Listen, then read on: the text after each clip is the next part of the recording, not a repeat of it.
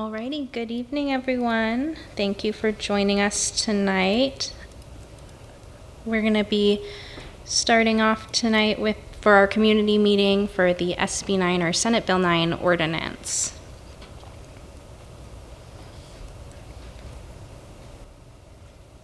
All right. As a brief introduction, my name is Emi Sugiyama. I'm an assistant planner here with the City of Cupertino, and joining us today is Planning Manager Pugh Ghosh, as well as Associate Planner Danielle Condit, Assistant Planner Philip Trong, and Associate Planner Brianne Harkusha. On tonight's agenda, we'll cover a brief overview of state law and the SB 9 bill, as well as the interim ordinance that the city adopted. We'll go over the objective standards that the city has implemented so far, as well as our next steps for the regular ordinance being adopted. We'll end out the night with a Q&A from the audience, both on Zoom and in person. All right, throughout this whole presentation, we will be using Zoom's polling feature. Our in-person attendees do have a printout of these polling questions.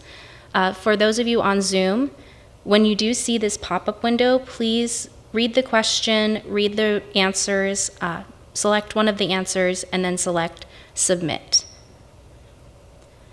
All right, and so to start us off, we would like to know which of the following would best describe you. Are you a resident of Cupertino? Do you work or study in Cupertino? Are you a business owner, a property owner, a developer, or something else? And please select all that apply.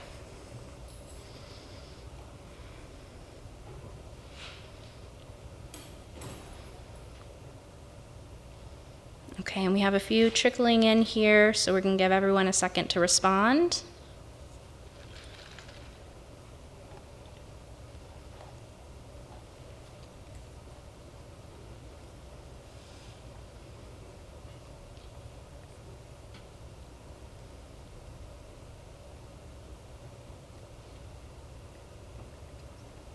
All right, and I think now we're going to go ahead and move on to our next polling question. Philip, would you mind reviewing what the results were for that last one?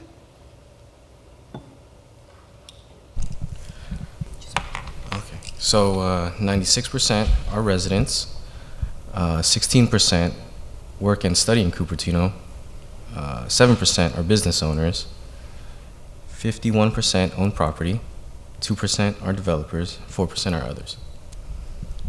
Perfect, thank you. All right, and next we're going to go ahead and move on to our next question.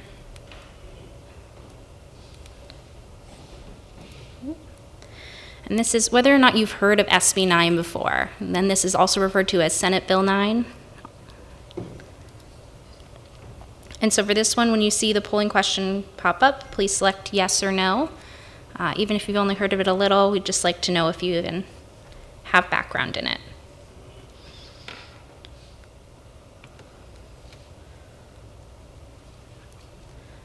All right, and it looks like for that one, since it was a rather short question, we do have most of our voting in, so we're going to go ahead and close that one. And Philip, what were the results for that one? So the results for this one was 80% yes and 20% no. Okay.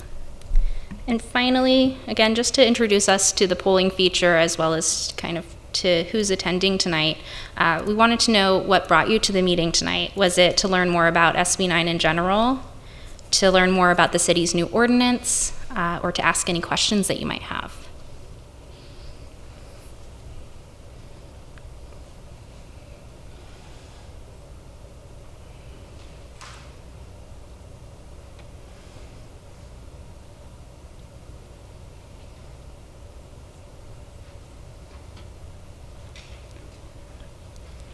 All right, again, it looks like we have a majority of people giving their answers there. So what do we have as the outcome?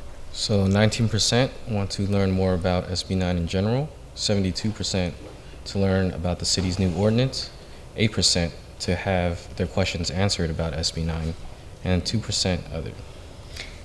Fantastic. So Knowing that most people are looking forward to hearing more about the city ordinance, we will be speaking about that a little more in depth and about our standards related to that. But to start off, we'll do a quick overview of the state law. SB 9 was passed by the legislature on September 1st, 2021, and then it was signed into law on September 16th of that same year. And it went into effect at the beginning of this year, 2022.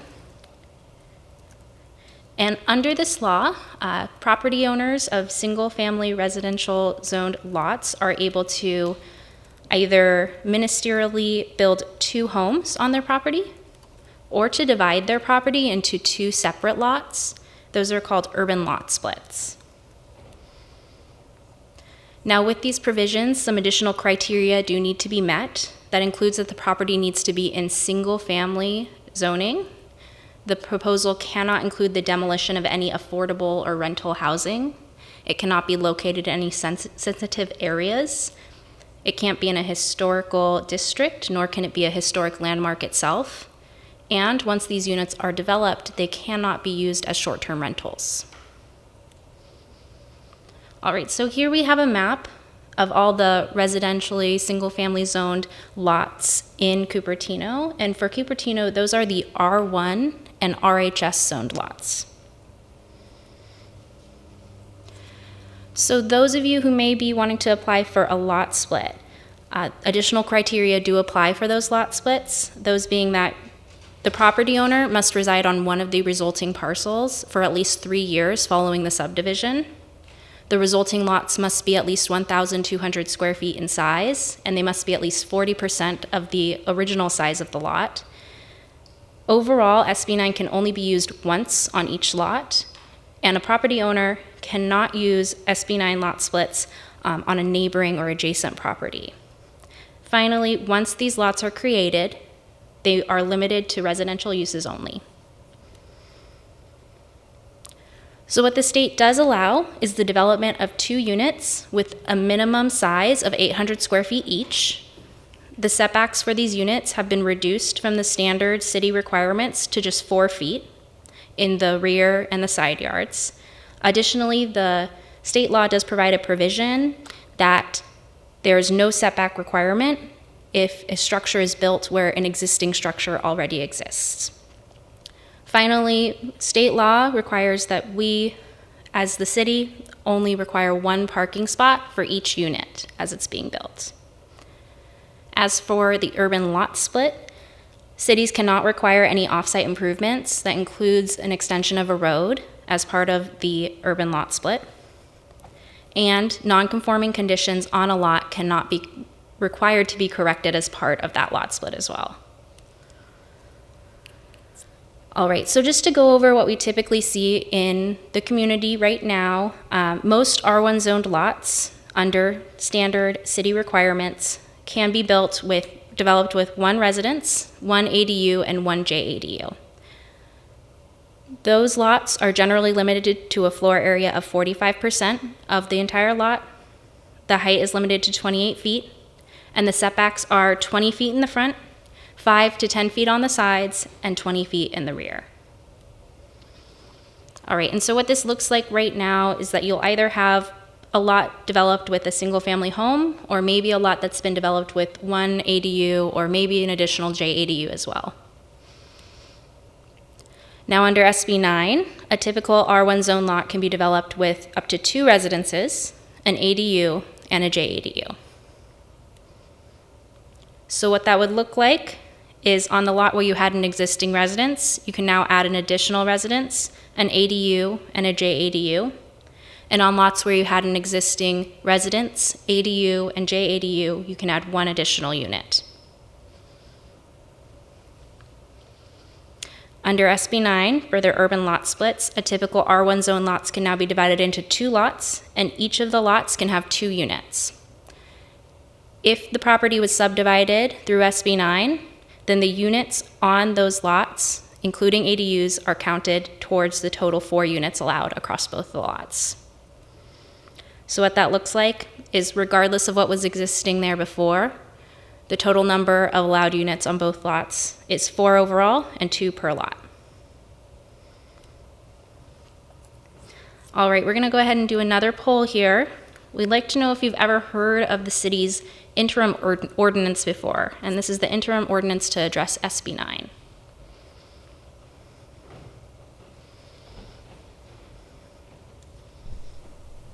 We'll be doing a questions at the very end of this.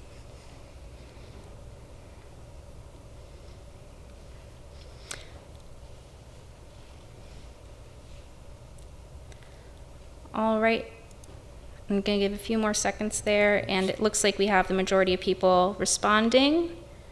And Philip, what do the results look like for that one? 66% said no, 21% said yes, 13% said somewhat. Great. Okay. And just as an introduction, for those of you who have not heard of the interim ordinance, this ordinance was adopted on December 21st of 2021 by our city council to put into effect local standards that would regulate development under SB 9 prior to it going into effect at the beginning of this year. This ordinance is set to expire at the end of this year, which is why we are proposing an update to that ordinance to be reviewed just in the coming months. With this ordinance, we created objective standards that aimed to preserve the neighborhood character, maintain privacy protection on narrower lots, minimize traffic conflicts as we see more units being developed, and to protect environmental resources. We're going to launch another poll here. We want to know which area of concern that we have listed as part of our aims do you think is most important when we are creating this ordinance. So that might be the potential privacy impacts, the potential changes to the neighborhood character, traffic concerns and traffic conflicts, or something else.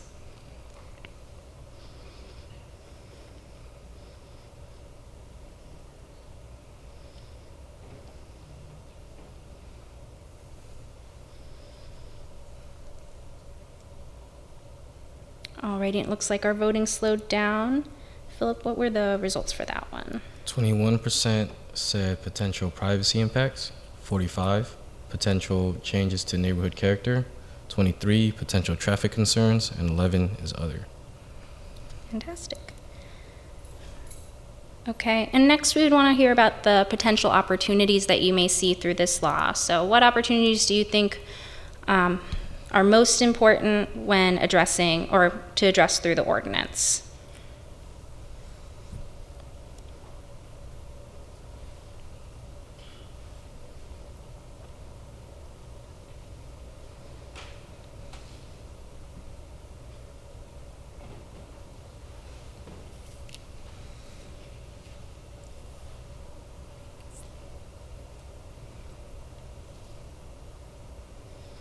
All right, and I see some votes still trickling in. Okay, and we're going to go ahead and close out that poll. And what were the results for that one? 27% said potential for more affordable housing, 25 potential for various types of housing, 25 for potential for more streamlined development, and 22 said other. Okay. Okay, well, with the state law, some of the standards and regulations of the city are superseded. However, the state does allow cities to implement certain regulations so long as they are objective, which means that they don't require any personal judgment to implement, and they do not prevent the urban lot split or up to 2 units of 800 square feet each.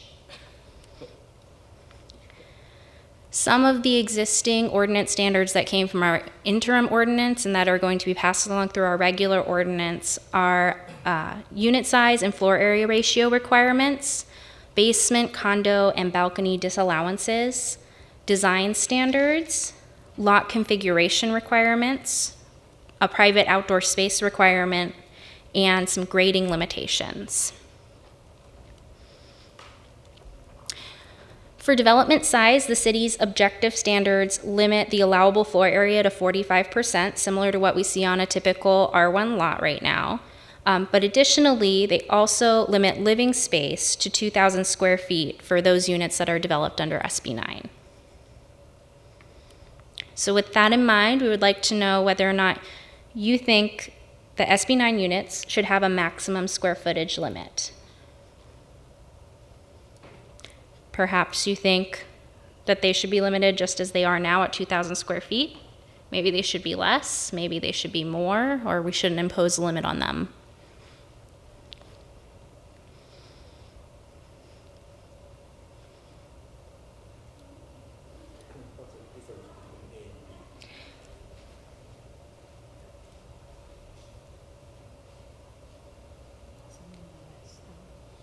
It would be a number less than 2,000. So right now we're at 2,000, that's what A would be.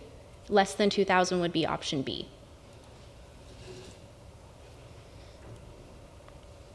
All right, and it looks like we've closed that poll. Philip, can you tell us what the responses were? Yeah, 18% said no more than 2,000. 21% said less than 2,000.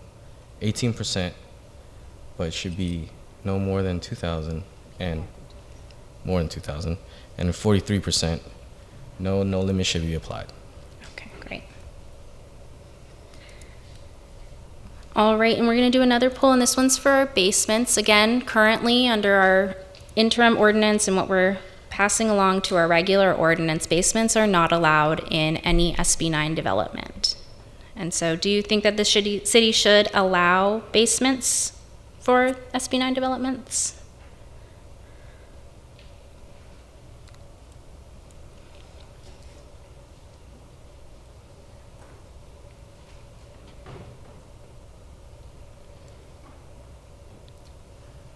Okay, and it looks like we have most people responding. Oh, sorry. Okay, and Philip, could you let us know what the results were for that one? Yeah, 61% said yes, basement should be allowed. 13 said yes, but only when further than 10 feet from another property. And 27 said no, basement should not be allowed. Okay, a similar restriction is placed on condominium conversion. Again, the city is disallowing any condominium conversion for units developed under SB9. Do you think that the city should allow SB9 units to be converted to condos?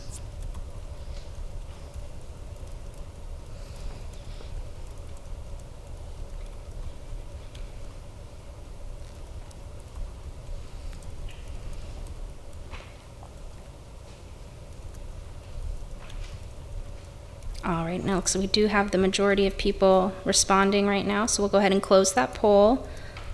And then Philip, if you could tell us. 22% said yes, condo conversions should be allowed. 17% said yes, but only in some cases. And majority, 62%, said no, condo conversions should not be allowed. Fantastic. Okay.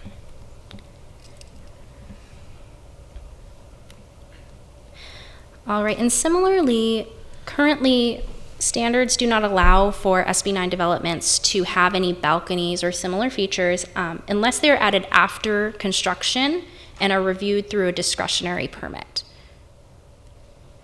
And so balconies would include something like this, which is sort of a step-out balcony, but it also would include a second-story deck, something like this. So again, we'll launch another poll here. For this, we're looking for feedback on whether or not you think balconies should be allowed on development that is proposed pursuant to SB9. So again, that might look like, yes, balconies should be allowed on all SB9 development. It should be allowed only if there's a limitation based on the setback to the next home over. They shouldn't be allowed, or they shouldn't be allowed through SB9 development, but they can be approved later, which is what we currently allow.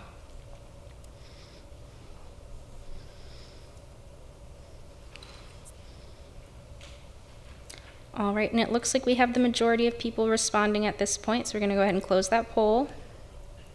So 39% said yes, 25% said yes, but only if located more than 25 feet from another property. 28% said no, they should not be allowed, and 8% said no, but they can be approved later. Okay, fantastic. All right, in addition to the standards mentioned before, we also have design standards that were enacted through our objective standards in our interim ordinance. And these were added in order to help make development more compatible with the existing neighborhood and neighborhood character as we're adding more units to that neighborhood. These would include window and door design requirements, architectural feature requirements such as porches or entry features, as well as privacy planting requirements. Okay, and so we're looking for feedback on whether or not you think that the city should impose design requirements on SB 9 developments.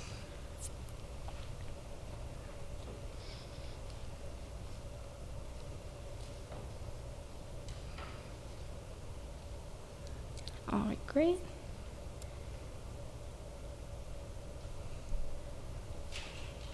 See a couple more answers trickling in.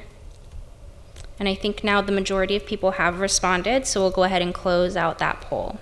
So 44% said yes, 31% said yes, but it should only be to address privacy. 23% said no, and 3% said other. Okay. All right, another item for discussion was our lot configuration requirements. Currently, the city requires that a standard interior lot, that's going to be a regular rectangular shaped lot, can be divided as a side-by-side lot if it is more than 60 feet in width or has more than 60 feet of street frontage, and would be divided as a flag lot if it had less than 60 feet of street frontage.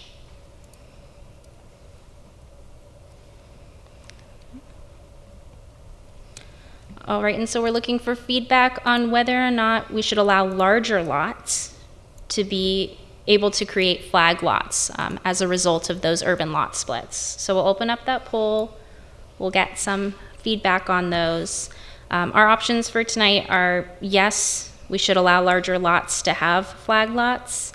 Yes, but only for those lots that are wider and deeper than our standard lot. No, flag lots shouldn't be allowed, and fourth is not sure, would need more information.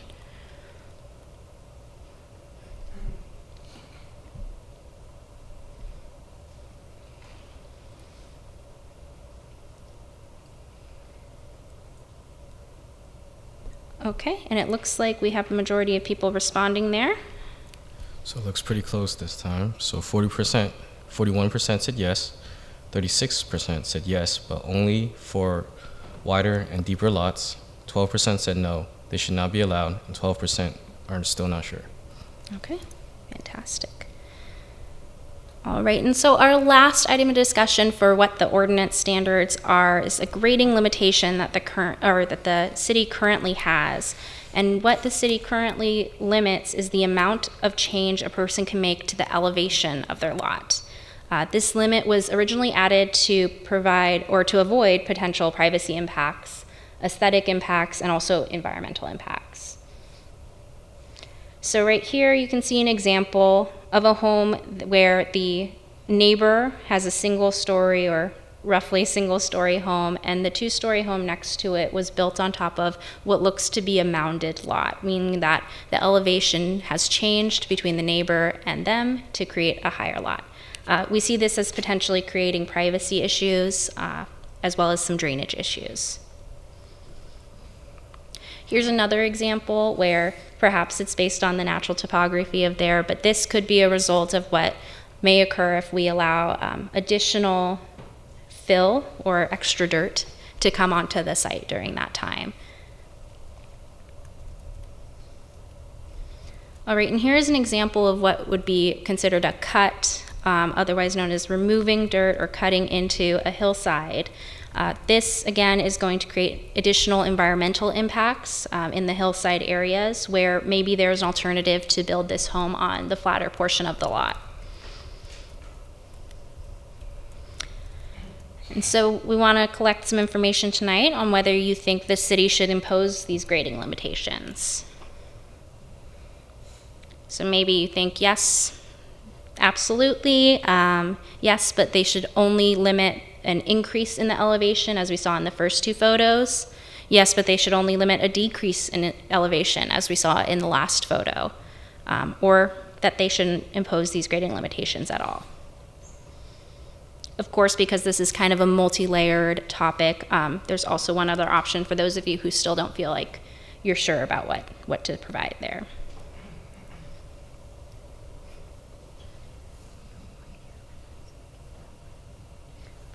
And then just so you know, for all of these questions where we have not sure or other or anything else like that, please feel free to either submit it in the Q&A. We have one going right now as part of the Zoom, or any of those of you here in person, you can ask it as part of the live Q&A, or you can send any questions you have to planning@cupertino.org, and we'll go ahead and provide a response there. So 50% said yes, 19% said yes, but only to limit an increase in elevation. 8% said yes, but only to limit a decrease in grade. 18% said no, and 5% is not sure. Great. Okay, and so with all this information, we will take all the information from those of you who are here in person, as well as those of you who are here online, and the poll information that we just heard read back to us. And we're going to use it to create some ordinance updates and make some possible changes there. Right now, our ordinance consists of minor changes that have slightly modified standards and a lot of additional clarity added to them, as well as some expanded definitions, again, to add more clarity and to make it more consistent in its application. Coming up with that new ordinance, we will be presenting it to our Planning Commission on October 11th, and then it'll go with the recommendation of the Planning Commission to City Council on November 1st. And so that concludes our informational portion.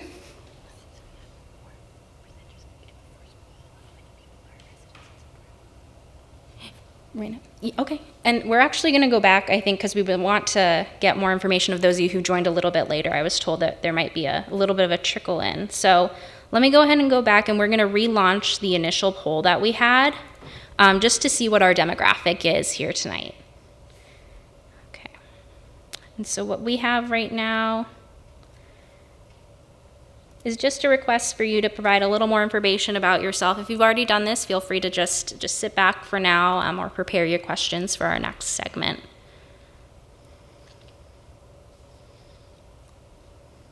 All right, and this one again is a multiple choice, so if 2 or more of these do apply to you, feel free to circle as many as apply.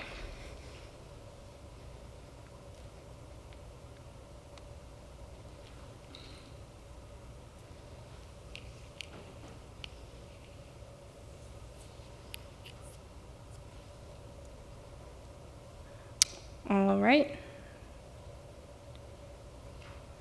Looks like we got a good number there. Thank you. Okay. And with that, I think now I'll go ahead and hand it over to our planning manager here for the Q&A portion of tonight.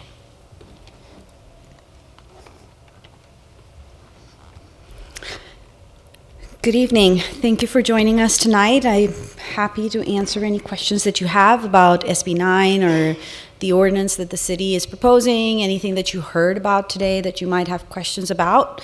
I know that we have a Q&A session going online as well. We've been trying to answer some of those questions live as we're going through. We got a question about how to attend in person. We provided the address for Community Hall. I just wanted to point that out. I know that there was a question about some of the responses being more single answer responses. And so if you do have any additional responses, you have the questions, if you think that you have more to tell us, please email us. We want to hear from you at planning@cupertino.org. So, excuse me one second. Can you turn that on? Perfect. Let's see. I know there was a question about the 2,000 square foot limit that the council imposed on the interim ordinance. They actually went through their discussion and they decided that the whole purpose of SB 9 was to generate affordable housing, and as a result, they kind of considered that and imposed a limit of 2,000 square feet on any SB9 units. As staff, we kind of did an analysis and found that it only limited house sizes on potentially about 100 of the approximately 16,000 lots that are impacted by this ordinance. And so it didn't seem like a very big impact. And so council did impose that limit at the time. We did see that from tonight's poll, it seemed like there was an appetite from at least the community for not having that, at least a majority of the community looked like to me, didn't want that limitation. We'll certainly take that into consideration and present that to council. Let's see. There was a question about how many attendees there were. There are about 78 attendees right now. I know when we first started polling, there were about 58, I believe, and there are currently 12 people in attendance here. Let's see. There's a guest that would like some more clarity on the Hillside question. I believe this is about the grading. And there's a twofold impact to grading. There's essentially the privacy impact from adding too much fill, like Brianne showed in the first slideshow, the picture that she had where a house could be mounted up and could potentially look into its neighbors. There's also a secondary environmental impact from grading, which is where you could actually grade a hill down or basically have to re-contour slopes and things like that, which might have impacts on drainage and might impact neighbors, which of course we evaluate when we're looking at permits. But we wanted to ask that question. We wanted to be clear that with SB 9 there are limitations on, or rather we have to have objective standards for what is allowed and what isn't allowed. So if there are no standards, we would have nothing that we could impose other than very basic, you can't drain onto your neighbor's property or something like that. So we wanted to be clear about what those rules are so that if developed, they can be developed in a manner that is ministerial, essentially. That means if they check the box, then that's allowed. Anybody in here that have a question? We have a stand-up microphone here, so please, sir, if you wouldn't mind asking them, because we won't be able to hear. We want our audience online to hear as well, so if you wouldn't mind stepping up to the microphone. A very simple question, and I think everybody can hear me. What's the population of Cupertino? It is approximately 63,000, 64,000, something like that. And you're basing polls on an attendance of 70 to 80 people? We're not at this point. Sir, if you have a question about the ordinance, I'm happy to answer. In terms of the polling, this is a community meeting. We did send out postcards to 21,000 plus people. These are the people that chose to attend the meeting. Thank you. Anybody else? Please, sir, to the microphone.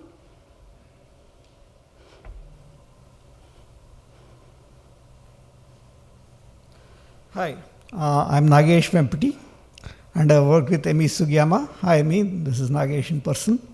And I would like to ask people here, how many of you have actually applied for an SB9 lot split?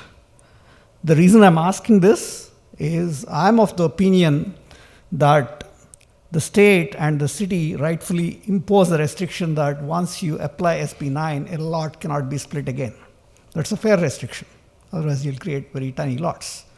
But that being said, I'm of the opinion that once the split is done and a new lot are created, they should be treated like first-class lots. There should not be any further restriction. They should be treated like any other lots. Where I'm coming from is right now there is a grading restriction of 6 inches. And if a lot has a 5% slope, you cannot build with a 6-inch restriction, not possible, unless you go to build on stilts, which I believe with the privacy requirements, that's not what you want. So it's impossible to do a lot split and build with a 6-inch restriction on the grade. Just not possible. Because if a lot has a 5% grade, or if it is adjusted for 2 or 3 feet because of, to stop the rainwater, then you have to make a cut of more than 6 inches just to build a garage of 20 feet deep. So in the current ordinance of the city of Cupertino, it's not possible to do a lot split and build once you do a lot split. Just not possible. Thank you, Nagesh. I think it's very restrictive. And the second restriction I see is there is a cut and fill limitation of 2,500 cubic yards on a regular lot. and that's applied as a sum to both the lots created as a result of applying SB 9. And that's also not correct, because to build a house, you need certain cut and fill. That's how the 2,500 cubic yards came about. Now, if you say build 2 houses with 2,500 cubic yards of cut and fill, that becomes too restrictive. How do you build 2 houses when the limit is so severe? So my opinion is both should be removed. Thank you. Appreciate your feedback. Anybody else in here? I'm going to look to the Zoom here. I see one attendee, Mr. Coley. You have 2 minutes. Hi, PU. Hello, Hi, Amy. good evening. Yep, thank you so much. And guys, I can't believe how you guys were able to pass the interim in the 2 months that the state gave you to do it, so thank you for doing that. The only thing I would echo for all people here is a little bit of flexibility will be required. Cupertino is not just, flat and equal. You have hillsides, you have larger lots, you have smaller lots, you have pie-shaped lots. So if you create an objective ordinance, it should have the flexibility to look at the micro neighborhoods and make sure that we meet those requirements.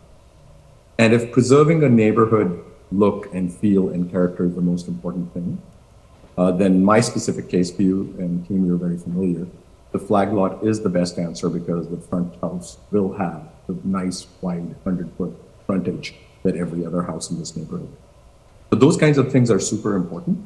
And I ask that the city please look at that kind of flexibility in an objective sense to make sure that we move. The second question, which was raised around the basement sizing, we saw the polling right now. Basically, it's what Nagesh just said, and I don't know Nagesh, but the major point here is, once a lot is split, it should be a first-class citizen lot. You can't have this, differentiation between 2 6,000 square foot lots, one purchased by a hypothetical buyer in an old lot, a new, which is an SB9.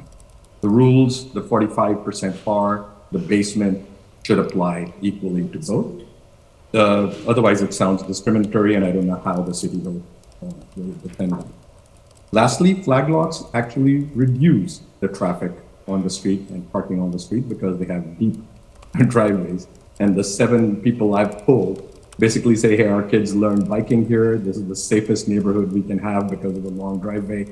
And, big Diwali parties, you can just park easily. But guys, again, flexibility is key. Let's do it together, and let's make sure that Cupertino stays Cupertino. Lastly, I have a question about the fee.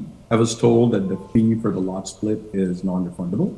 That also makes no sense if, for no fault of the owner that's asking for the division, it gets rejected for any reason, right? So please think through all of that. Thank you.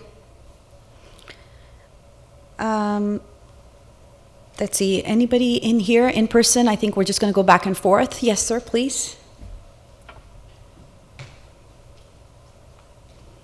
I'd like to know who came up with the questions or the possible answers Sorry? for the survey. Who came up with the possible answers? You guys? It was staff, yes. Yeah. Because I feel like the answer that I would like to have from most of the questions around the restrictions is similar to what the previous folks said. Is I think that the lot should have the same restrictions that the non-SB9 lot development has, but should be no more restrictive. Because there's a school of thought that you're really interested in affordable housing. One of the primary ways of achieving that is more supply. And so I think that restricting the development possibilities beyond what the city already has should not be done. So I think we should allow basements. We shouldn't have 2,000 square foot limit.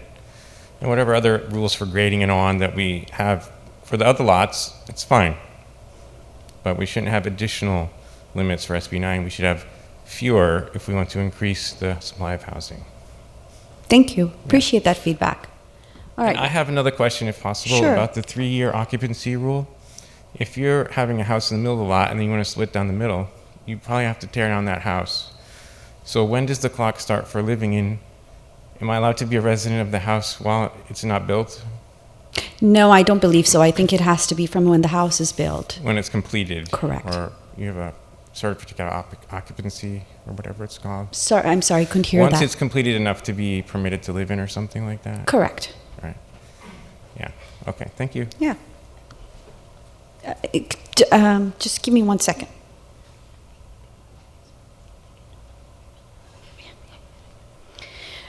So I actually did want to make it clear that once you do a lot split under SB 9, you do still have the ability to follow the city's normal regulations for developing under the discretionary permits that the city has, which is through a 2-story permit or a single-story building permit. That those regulations are still available. Those pathways are still available for people that maybe do a lot split under SB 9. So it's not that the ministerial process of developing a home is the only path forward if you do utilize an SB 9 lot split. So I did want to make that point clear.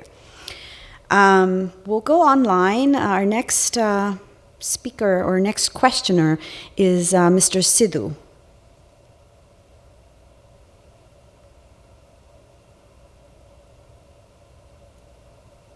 Jagdeep?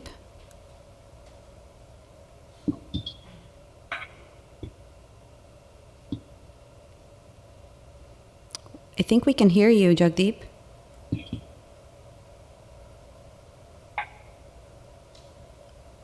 All right, while we wait for Mr. Sidhu, I'll answer one of the questions that we got. We got, are SB 9 limited to 2 floors, or are we allowed to have more floors? Similar to our regular standards, only 2 floors are allowed, even under SB 9.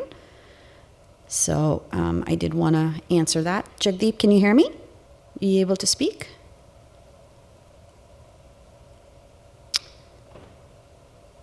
All right, we will then move on to Vijay Natarajan. Vijay? Hi, thank Good you. evening.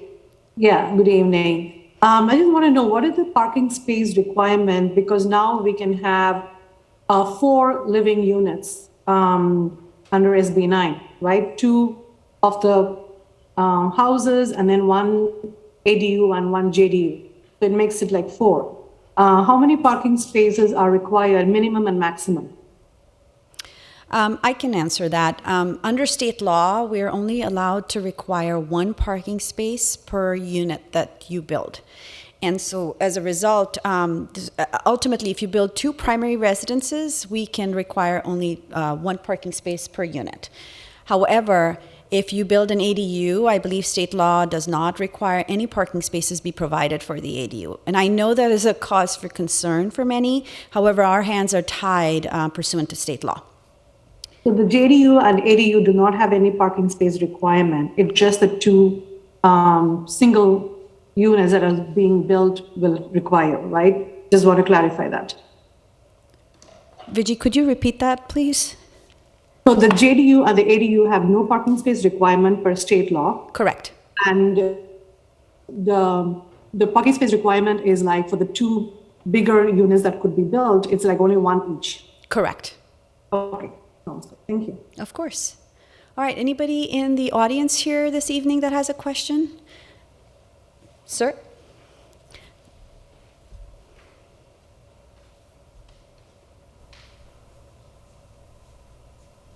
So in this last question about parking spaces, what's going to happen to the extra cars? Where do they park? That is something that the city's hands are tied on. We cannot require the parking under state law. State law prohibits us from requiring the parking. So I understand the frustration, but unfortunately, the state's rules trump the city's regulations. Even if the city had a regulation that said you need to provide 4 spaces per unit, state law trumps that, and we would have to comply with state law in approving projects. So that brings up another question regarding what happens when the state law contradicts the city or county law? State law trumps Setbacks, that. for instance. So that is an excellent question too. Right now, the city has regulations that require, I think in Emi's presentation, she mentioned on the first floor, for example, if you have a lot, you need to have side setbacks of a total of 15. So 5 and 10, 7.5, 7.5, some combination that adds up to 15. That's what the city's regulations are. But under SB 9, we have to allow buildings to be constructed as close as 4 feet to the property line. So regardless of what our rules are, the state law's rules trump, and therefore we have to allow buildings that are up to 4 feet to the property line. That's discrimination. from for current residents. Should that be allowed? So a current resident could also build structures under utilizing the state law. So if you had a lot, for example, it could be a 7,500 square foot lot, and you wanted to utilize the state's provisions, you could certainly develop your property using the state regulations to get as close as 4 feet to the When property did line. this come into being, the state regulations versus city? So this particular law came into effect January 1st of this year. Thank you, sir. I have You've some other 12 more seconds if questions. you had another question. Okay, well, that pretty much sums it up. Thank you. Of course. All right, we'll go back online. I see that Jagdeep Sidhu still has his hand up. Maybe we can go to Mr. Sidhu.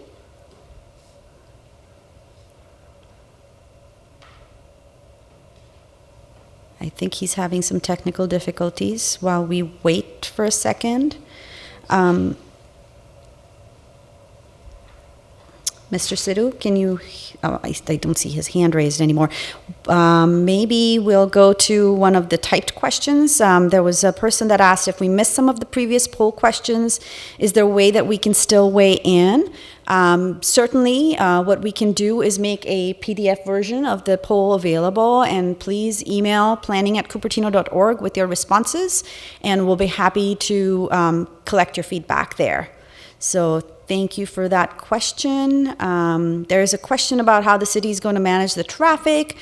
That is something that we will have to evaluate when we get to our, a potential future general plan update. At this point, the city's hands are tied because of state law limitations. So I appreciate the concern, but unfortunately, this is what the city has to comply with. We will go to, I think, sir, you had a question right here?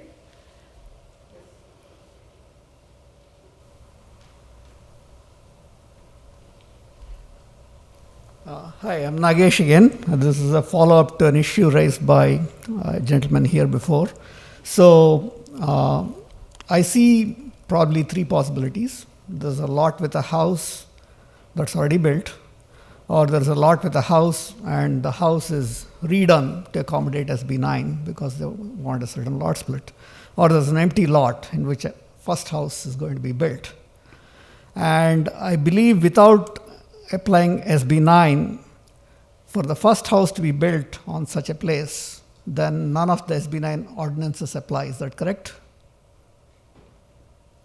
If none of the, sorry, could you repeat that so last what part? I'm saying is, supposing there's an empty lot, there's nothing built there, and you build one house there, that has got nothing to do with SB9. The SB9 ordinance does not apply to that house. No, you could still build a house using the SB9 rules. What SB9 allows is for you to simply build a house using the ministerial processes that SB9 allows. Okay. So you could build one house if you wanted to, 4 feet to the property line, minimum of 2, or you could build 2 homes actually, 2 units, minimum of 800 square feet, as close as 4 feet from the rear and side property lines.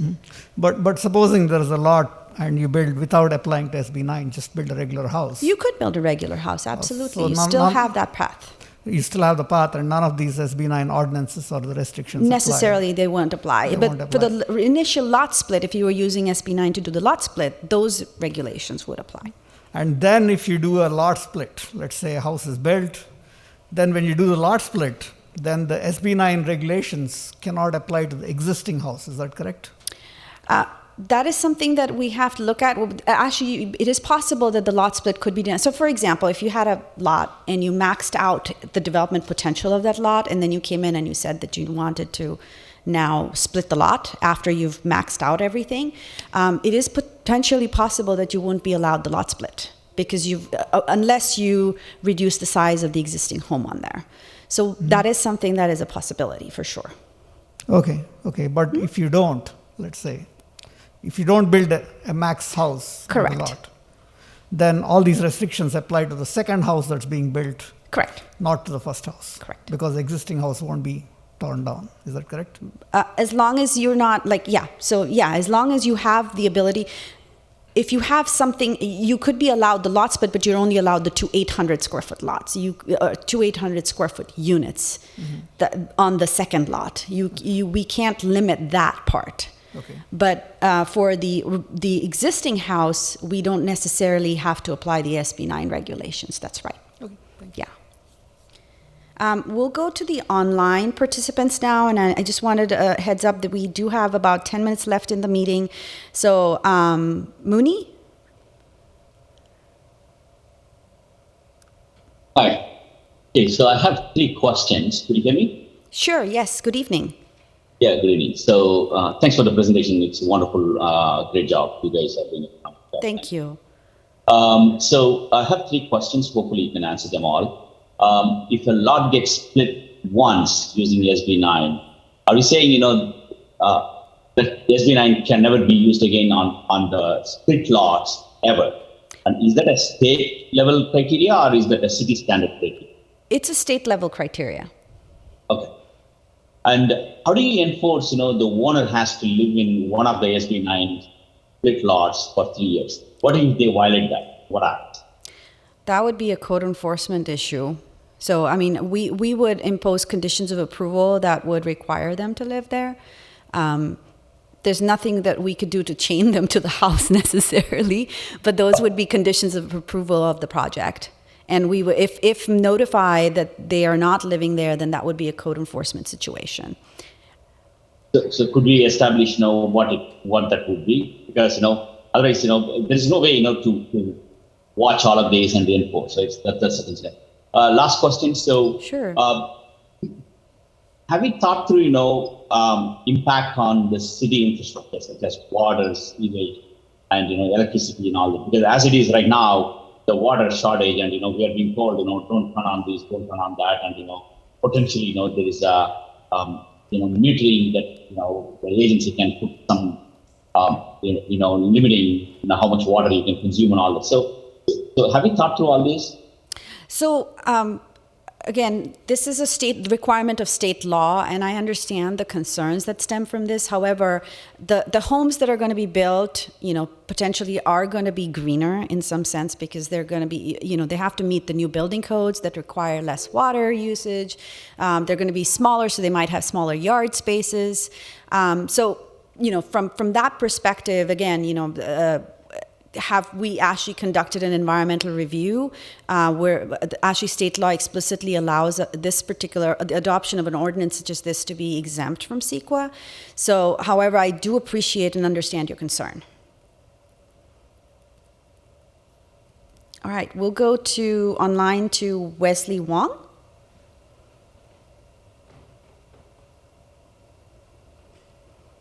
Hello. Can you hear me? Yes. Okay. Hi. My name is Wesley, and I appreciate that this meeting today. As a matter of fact, early this year, I did Wesley, you're breaking up. I'm sorry. planning departments for the lot split under the SB 9.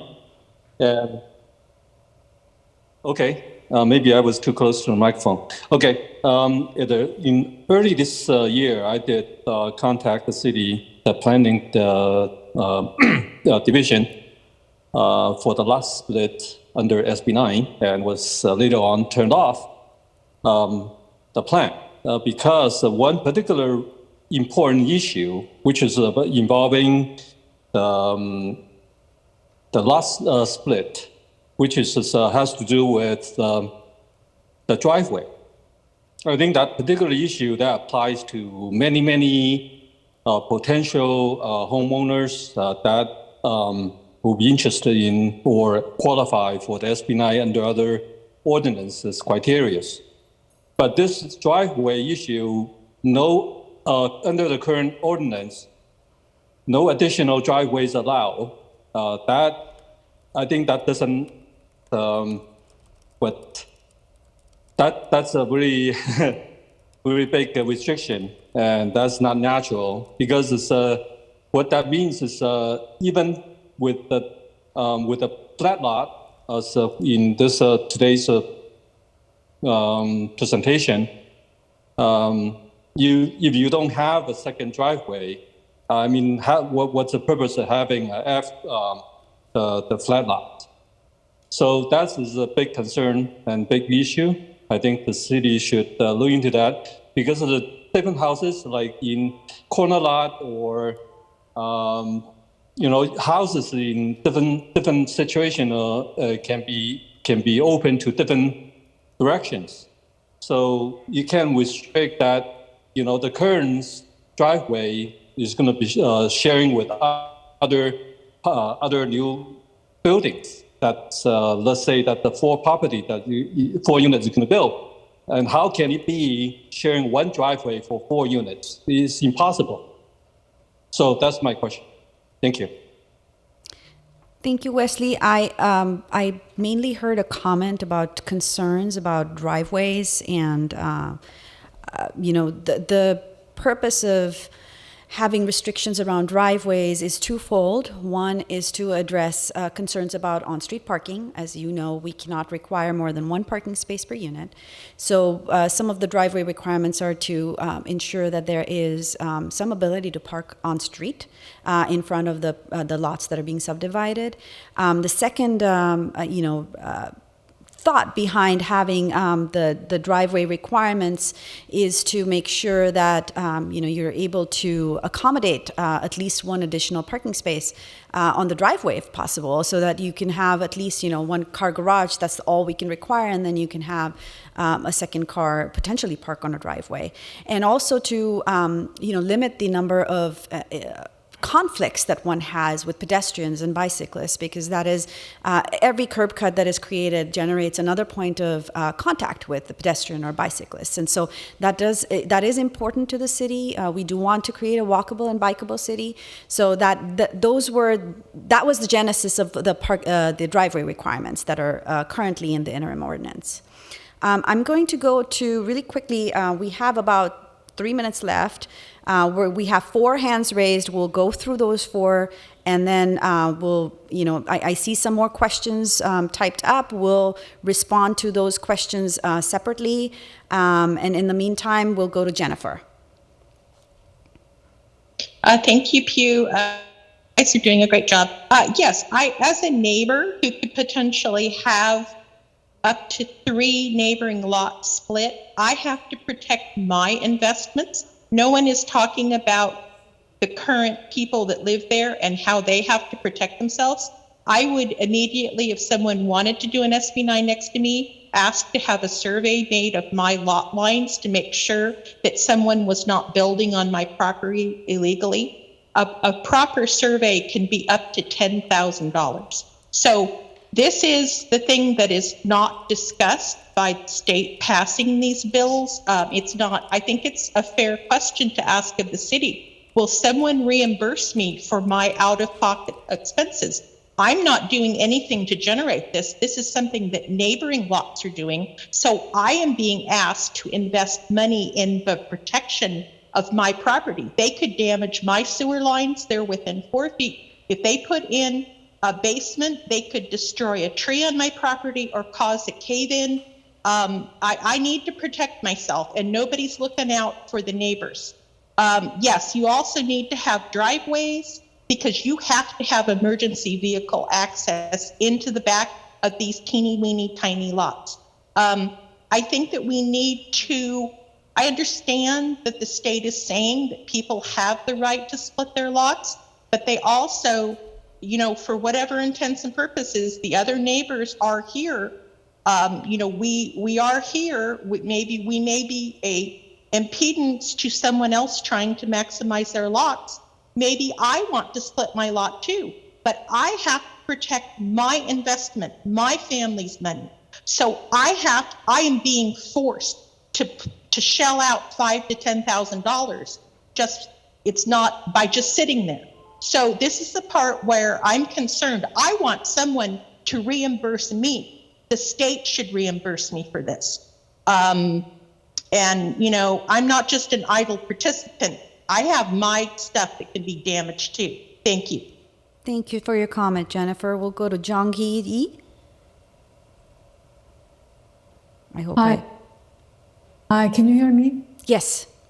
Yeah, so I just kind of to summarize, if my understanding is correct, for the 3 years residency requirement, once the lot is split and the 2 units are built, that the other house, so 1 unit you have the owner has to continue live at least for 3 years, but the other unit you are free to sell or keep it or anyways, right?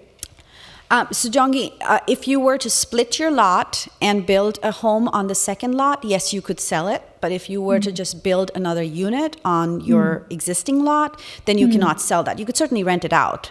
Okay. Yeah. And the other issue with the setback requirement for the veranda and especially the second story veranda, if I remember correctly, there was a 25 setback requirement to the neighbor, not necessarily to the neighbor, the property line. I that's how I read. And Right. in that case, if I don't have any, the neighbor beyond my backyard, does that mean that I don't violate that 25 feet limit because there is no neighbor outside? It's to the property line, Jongi. So the setback is 25 feet from the rear property line, and I believe 15 feet from the side property lines.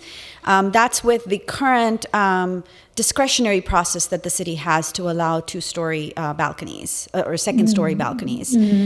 Under SB 9, currently, one is not allowed, with the ministerial process, one is not allowed to have a balcony. But you can, with a follow-up, with a discretionary, what is called a minor residential permit, and get a balcony. So, Okay. Thank and you. For the other side setback requirement, for the side it is a 4 feet limit. But what the front and backyard back on your backyard, what is the limit? I believe it is 25 feet to the rear property line for a balcony. And the front, I mean, not the balcony, but the building setback. It's 20 feet on the first floor and 25 feet on the second floor. Okay, thank you. Of course.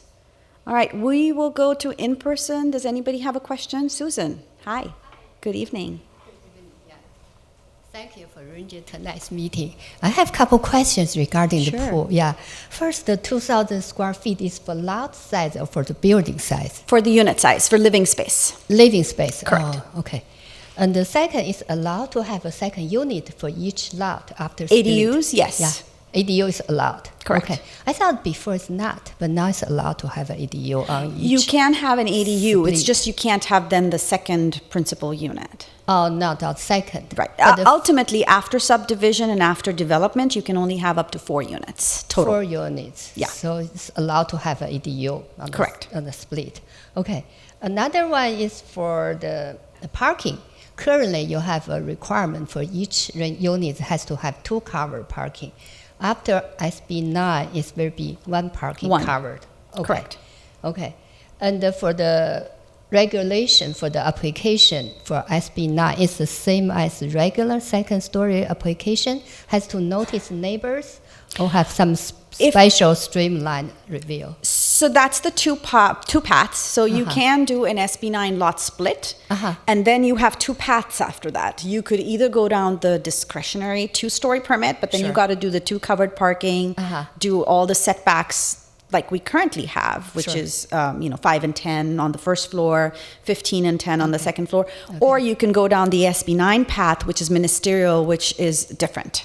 The standards are different. All right, that's it. Thank you so much. Of course. But for 2 lots, it's still 45 FAR control. Correct. Yes, So total is still 45%. Okay, so the 2,000 is still under 45, right? It depends how big your lot is, right? Yeah, So if you have a yeah, 10,000 square foot lot, Yeah, you 45. split that into 2. You have 2, let's say, 5,000 square foot lots, right? So you can build 45% of that, but you can't build more than 2,000 square feet per unit. It has to be 45 total. Correct. Split is 50-50 or 60-40, right? Correct. Yeah, minimum is 40-60. Thank you so much. Of Thank course, yes. I did want to make a note that we are about 5 minutes past our meeting time, so we're still here. I do have 2 more hands raised on the on Zoom, so we'll go through those 2 people. And Torin, would you please? Thank you. Good evening, Venkat. Venkat, can you hear us?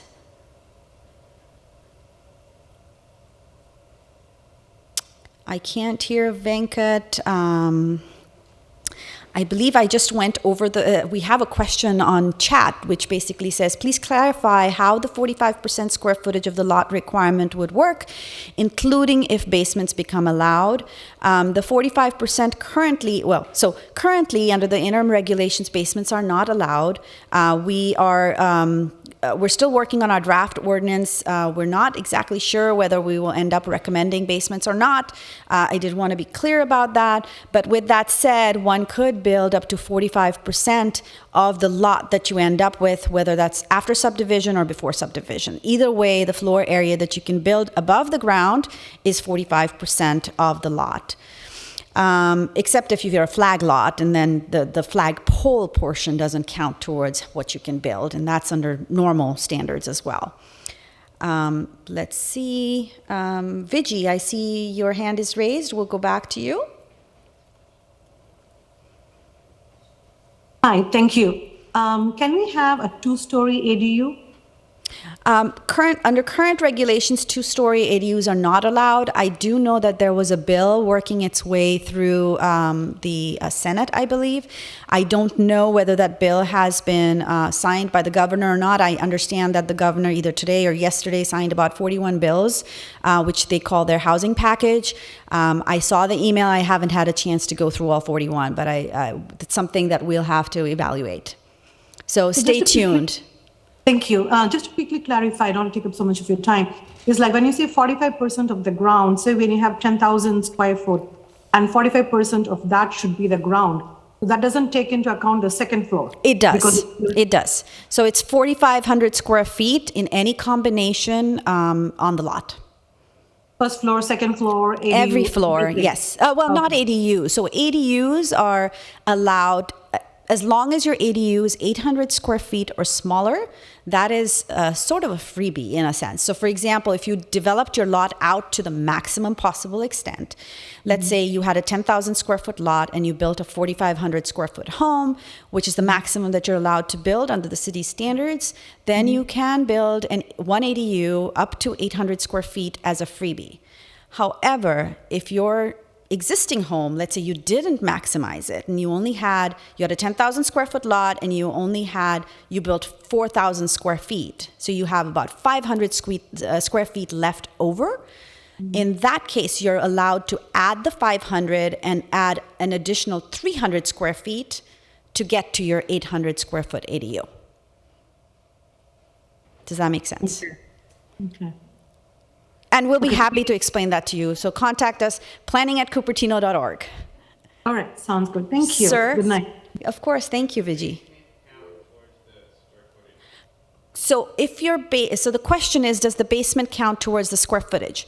Currently, under the regulations, as long as your basement is no more than 2 feet exposed above the grade, and basically it's not a walkout where you can walk out from your basement onto grade, that basement is not counted towards floor area, but that's under regular rules. Under the SB 9 rules, basements are not allowed, period. So that is something that If they were to be allowed, would we have the same policy or potentially have a different policy? At this point, again, I do want to, so the question is, if basements were allowed, would the policy be the same about counting the basement, not counting the FAR for the basement against the FAR of the home? I don't know where staff will land on a recommendation regarding basements. At this point, we haven't, considered adding the basement requirement back in. The council has the ability to set those rules as they wish. So I'm not sure where we land on that. Just want to be clear. With that said, it's about 7:10. We're about 10 minutes over our time. So I would like to respect everybody's time and thank everybody for being here tonight. Thank you very much for joining us. We had an overwhelming attendance online as well. So I appreciate your coming out. Thank you and good night. And again, if you have comments, planning@cupertino.org. We're happy to take any and all comments. Thank you. Goodbye. Last question that I will answer for tonight. The presentation that was made tonight will be posted on the city's website. We'll make that available. And before I wrap up, actually, let me mention that. The city's website for this ordinance is short and sweet. It's cupertino.org/SB9. So if you want any information about this, please visit that website and you can find all kinds of information. Thank you very much and good night.